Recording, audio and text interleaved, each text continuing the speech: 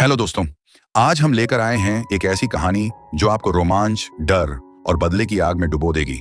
ये सिर्फ एक हॉरर फिल्म नहीं, बल्कि एक ऐसी दास्तान है जो दर्द, प्रेम और प्रतिशोध के इर्द गिर्द घूमती है। यूक्रेन रूस युद्ध की खौफनाक सच्चाई, खून से लथपथ अतीत और एक ऐसी रहस्यमयी ताकत जिसे छेड़ना मौत को बुलाने जैसा है। तो बने रहिए हमारे साथ, क्योंकि यह कहानी आपके रोंगटे खड़े कर देगी।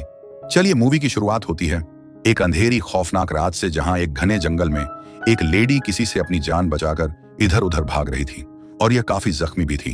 भागते भागते यह एक घर के पास आती है जहां लाल रंग की रोशनी दिखाई दे रही थी। इससे पहले कि यह कुछ समझ पाती, यहां एक काली परछाई आकर इस लेडी पर अटैक कर देती है और इसे गार्डन से पकड़कर ऊपर उठा लेती है। यह एंटिटी इस लेडी के सामने एंड्रे नाम लेती है और यह नाम सुन यह लेडी नींद से घबराई हुई जाग जाती है। भले ही यह भयानक सपना था, लेकिन ओलेना इससे बहुत ज्यादा डर जाती है। ओलेना को समझ नहीं आ रहा था कि आखिर सपने में वो एंटिटी था कौन और उसने एंड्राय नाम क्यों लिया। यही सब सोचकर ओलेना काफी डरने लगती है और फिर अपने फियांसे के पास जाती है जिसका नाम था एंड्री। ये दोनों एक साथ काफी खुश थे। एंड्री ओलेना दोनों कुछ हसीन मोमेंट्स एंजॉय करते हैं और यहाँ हम देख पाते हैं कि दोनों एक दूसरे से बेहद प्यार करते हैं और जल्दी शादी के बंधन में भी बंधने वाले हैं और दोनों फिलहाल यूक्रेन में एक साथ रहते हैं। एंड्री ओलेना के लिए नाश्ता वगैरह बनाकर अपने काम पर चला जाता है, लेकिन अब भी ओलेना के दिमाग में वही बुरा सपना घूम रहा था। इसलिए यह अपनी आंटी को कॉल करती हैं जिनका नाम येवदकिया था। ओलेना अपने नाइटमेयर के बारे में येवदकिया को बताती हैं कि सपने में डेथ एंड्री को लेने आई थी। यह सुन येवदकिया काफी परेशान होती हैं और कहती हैं, अब वक्त आ गया है कि तुम एंड्री को कहीं दूर भेज दो और उसे कहां और कैसे भेजना है ये तुम अच्छे से जानती हो। इसके बाद हम ओलेना और एंड्री को एक साथ देखते हैं, जो दोनों बहुत खुश थे क्योंकि आज इनकी एनिवर्सरी थी। ये दोनों इस सेलिब्रेशन के लिए एक छोटी सी पार्टी रखते हैं और एक दूसरे के साथ अपनी फीलिंगलेस। इनकी यह खुशी जल्द ही दहक में तब्दील हो जाती है, क्योंकि यह साल था 2022 का, जब रूस यूक्रेन पर हमला कर देता है और रूसी सैनिक यूक्रेन में घुस आते हैं। यह एक्टिविटी और अथॉरिटीज को किडनैप कर लेते हैं। रूसी सैनिकों की वजह से यूक्रेन के आम लोग भी काफी डरे हुए थे, इसलिए यह अपने अपने घरों में छुप कर रहते हैं। इधर एंड्री और ओलेना भी अपनी जान बचाने के लिए यहां से भागने का फैसला करते हैं, लेकिन इस वक्त यूक्रेन की हर जगह रूसी सैनिकों के अंडर में थी। इसलिए ओलेना एंड्री से कहती हैं कि हमें आंटी येवदकिया के पास चले जाना चाहिए, क्योंकि आंटी येवदकिया का घर शहरी इलाके से दूर जंगल के बीचों बीच सुनसान जगह में बना हुआ था। यह घर वर्ल्ड वॉर के टाइम पर भी था, जहां कोई भी सैनिक नहीं पहुंच पाया था। इसीलिए ओलेना एंड्री से वहीं चलने की जिद करती है और एंड्री भी मान जाता है और दोनों गाड़ी में बैठकर जा ही रहे होते हैं कि रास्ते में कुछ रूसी सैनिक इनकी गाड़ी रोक लेते हैं और इनसे पूछताछ करने लगते हैं और इनकी तलाशी भी लेते हैं। एंड्री इनसे बचने के लिए काफी अच्छे से बात करता है, पर यह रूसी सैनिक ओलेना के साथ मिसबिहेव करना शुरू कर देते हैं। पर एंड्री किसी तरह बस यहां से निकलना चाहता था, इसलिए यह इनसे कुछ नहीं कहता और गुस्सा शांत करके बैठा रहता है। सभी पूछताछ करने के बाद भी ये लोग इन्हें नहीं जाने देते, बल्कि यह सैनिक अपने चीफ से ओलेना की डिमांड करते हैं ताकि ओलेना के साथ इंटीमेट हो सके और चीफ भी इसके लिए राजी हो जाता है। परमिशन मिलते ही यह सैनिक ओलेना के पास पहुंच जाते हैं और उसे टच करने की कोशिश करते हैं, लेकिन यह सब देख एंड्रे का खून खोल जाता है और यह इन सैनिकों पर गोलियां चलाना शुरू कर देता है। इस अटैक में एक सोल्जर मारा जाता है, जबकि दूसरे सोल्जर का पैर काफी ज्यादा जख्मी हो जाता है। जैसे तैसे ये दोनों बचते बचाते अपनी आंटी येवदकिया के घर आ जाते हैं। घर पहुंचने के बाद ओलेना अपने डॉग को जल्दी से गाड़ी से बाहर निकालती है, क्योंकि गोलियां चलने के दौरान यह भी काफी झकझमी हो गया था। इसलिए यह डॉग के ट्रीटमेंट के लिए डॉग को आंटी को सौंप देती है। लेकिन तभी ओलेना अपने हाथों पर लगा खून नोटिस करती है और जब ये एंड्री के पास जाकर देखती है तो वो घायल होता है और इसे भी गोली लग चुकी थी। एंड्री की हालत बहुत ज्यादा खराब थी। ओलेना इसे संभालने की कोशिश करती है, पर कोई फायदा नहीं होता। एंड्री का जख्म इतना गहरा था कि वो इसकी जान ले लेता है और ओलेना अपने ही हाथों में अपने प्यार को मरता हुआ देख बहुत रोने लगती है। ओलेना एंड्री को ठीक करने की बहुत कोशिश करती है, लेकिन अब एंड्री के जाने का वक्त आ चुका था। डेथ एंड्री को लेकर अपने साथ चली जाती है और यही साइन ओलेना को बार बार अपने सपनों में भी मिल रहा था, जो कि अब सच हो चुका था। इधर हम उन्हीं सैनिकों को देखते हैं जो अब ऐसे साथ बिहेव कर रहे थे जैसे कुछ हुआ ही ना हो।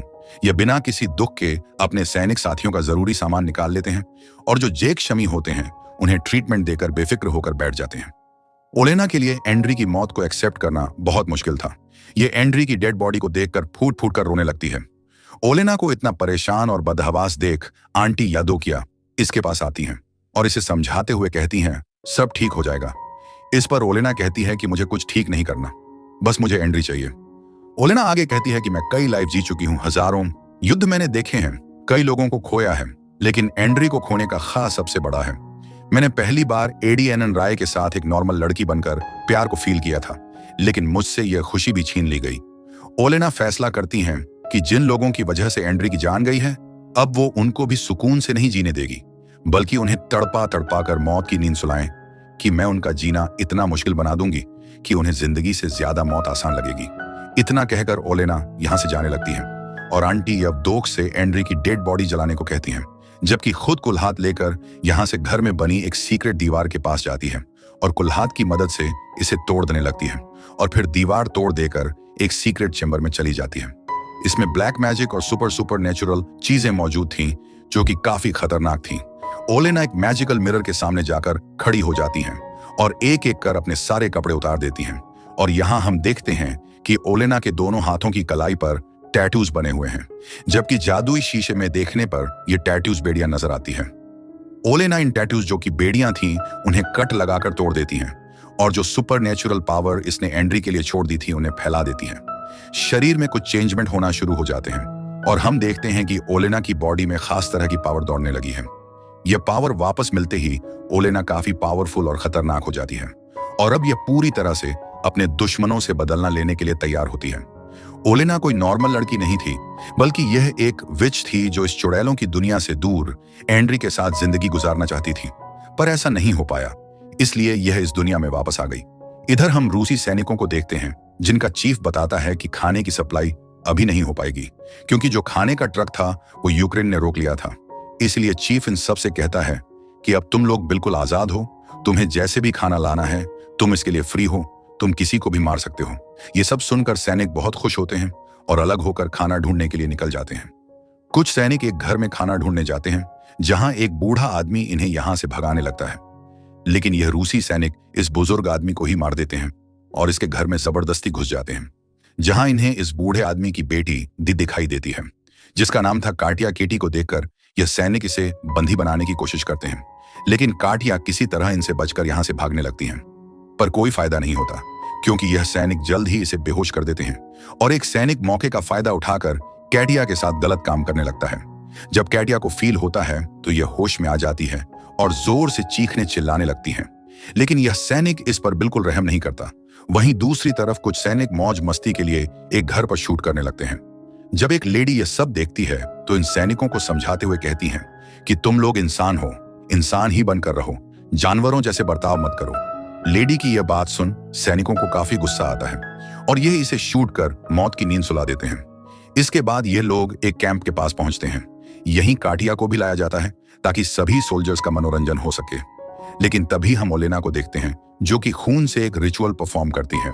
यह उस सैनिक पर किया गया था जिसको अंदर ने गोली मारकर एक पैर खजमियन के इस रिचुअल से इस सैनिक का खजमियन और ज्यादा घायल हो जाता है। इसमें बहुत ज्यादा दर्द होता है जिसे बर्दाश्त कर पाना बहुत मुश्किल था और फिर इस सैनिक के मुंह से बालों का गुच्छा और एक पेपर का टुकड़ा बाहर लाता है जिस पर लिखा था कि यह जंगल तुम सबकी कब्र बन जाएगा। यह सब पढ़ने और देखने के बाद यह सोल्जर बहुत ज्यादा डर जाता है और इसकी हालत इतनी खराब हो जाती है कि यह यहीं मर जाता है।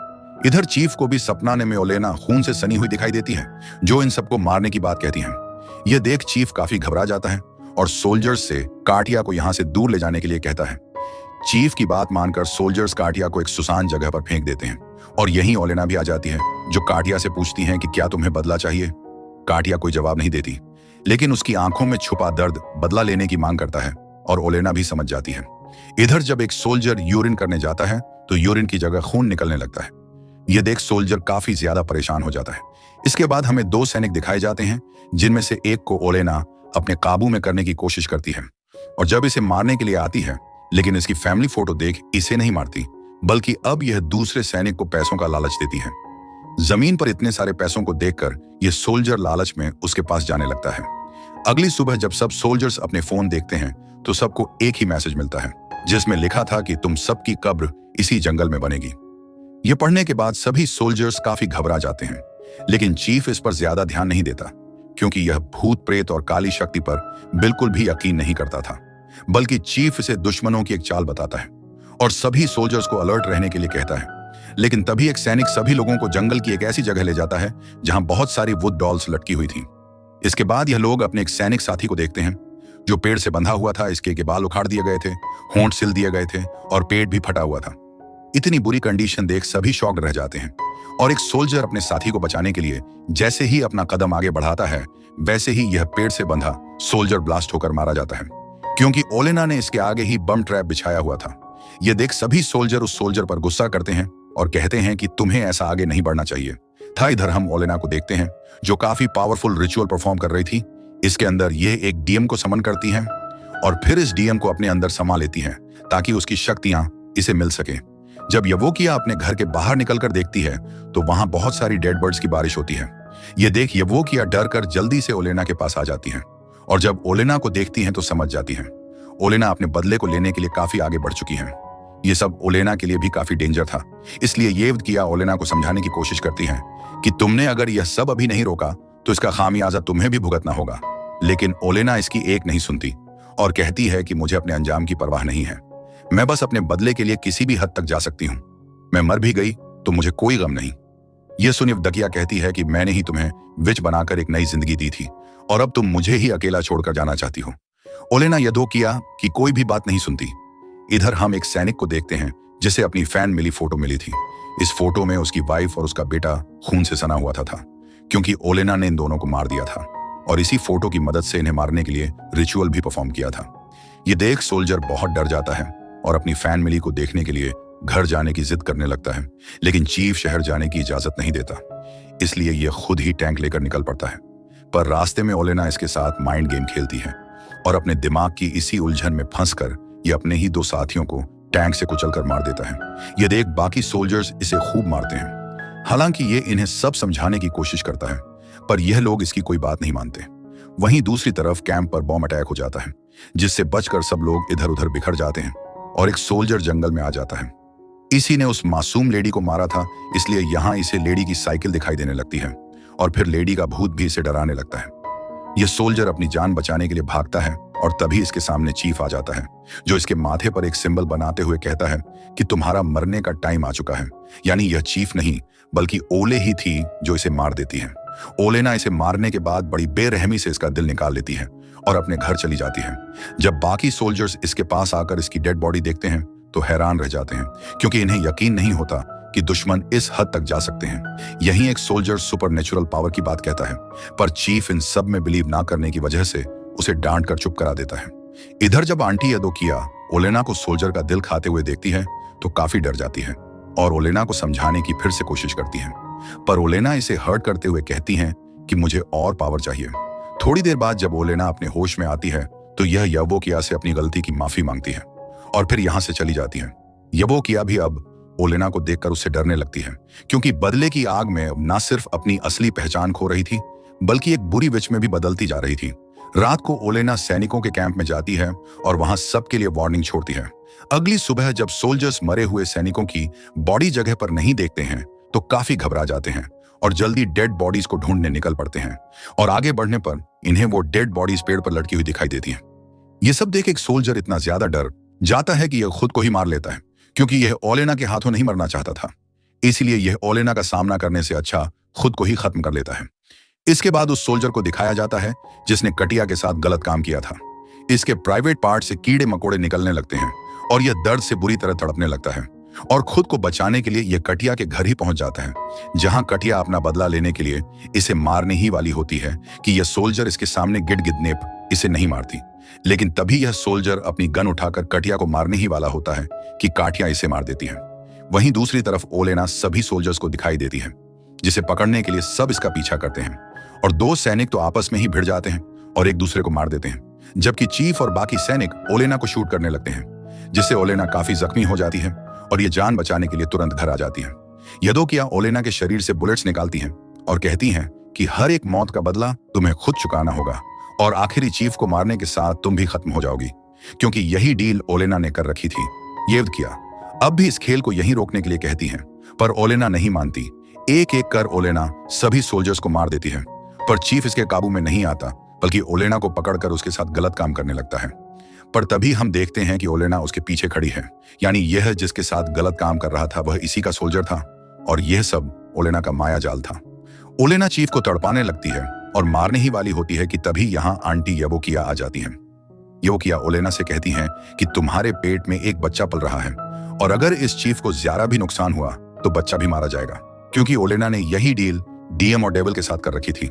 यवोकिया इसे समझाती हैं कि यह बच्चा इंद्री की आखिरी निशानी है, तुम्हारे प्यार की निशानी है और यही बच्चा तुम्हारे जीने की आखिरी वजह भी है। यह सब सुनने के बाद ओलेना भी शांत हो जाती है, पर अब भी इसके दिमाग में चीफ ही घूम रहा था जो गुस्से को और बढ़ा देता है। पर ओलेना जब अपने डॉगी को देखती है तो बिल्कुल शांत हो जाती है, क्योंकि एंड्री और ओलेना दोनों ही इस डॉग को बड़े प्यार से अपने साथ रखा था। ओलेना आखिर में कहती हैं कि माफ करना सॉल्यूशन नहीं है, क्योंकि लास्ट में सब चीजें फिर से वापस आएंगी। नानी वो क्या कहती हैं कि चीफ को मारने की जरूरत नहीं, बल्कि मेरे पास एक दूसरा प्लान है। फिर सीन शिफ्ट होता है चीफ पर, जिसे येवदकिया ने पूरी तरह से पागल कर दिया था और इसके ही सैनिक इसे सभी सोल्जर्स का खून ही बताते हैं और फिर इसे लेकर प्रिजन में चले जाते हैं। इसके बाद हमें कुछ टाइम बाद का सीन दिखाया जाता है, जहां हम ओलेना को देखते हैं जिसने एक बच्चे को जन्म दिया है और अब यह इसी के साथ अपनी जिंदगी की नई शुरू करेगी और इसका बदला भी पूरा हो चुका है। और इसी के साथ ये मूवी यहीं खत्म हो जाती है। तो दोस्तों, ये थी ओलेना की खौफनाक और बदले की आग से भरी कहानी। प्यार में खोई एक मासूम लड़की जो हालातों ने एक शक्तिशाली और खतरनाक विच बना दिया। जिस तरह रूसी सैनिकों ने निर्दोष लोगों पर अत्याचार किया, ओलेना ने एक एक करके उन सभी को खौफनाक मौत दी। अंत में बदला तो पूरा हुआ, लेकिन क्या ओलेना को सुकून मिला या फिर यह बदले की आग उसे और भी अंधेरे में धकेल देगी? क्या आप सोचते हैं कि ओलेना सही थी या नहीं? आपके हिसाब से बदला लेना सही था या उसे एक नई जिंदगी की शुरुआत करनी चाहिए थी? अपने विचार हमें कमेंट सेक्शन में जरूर बताएं।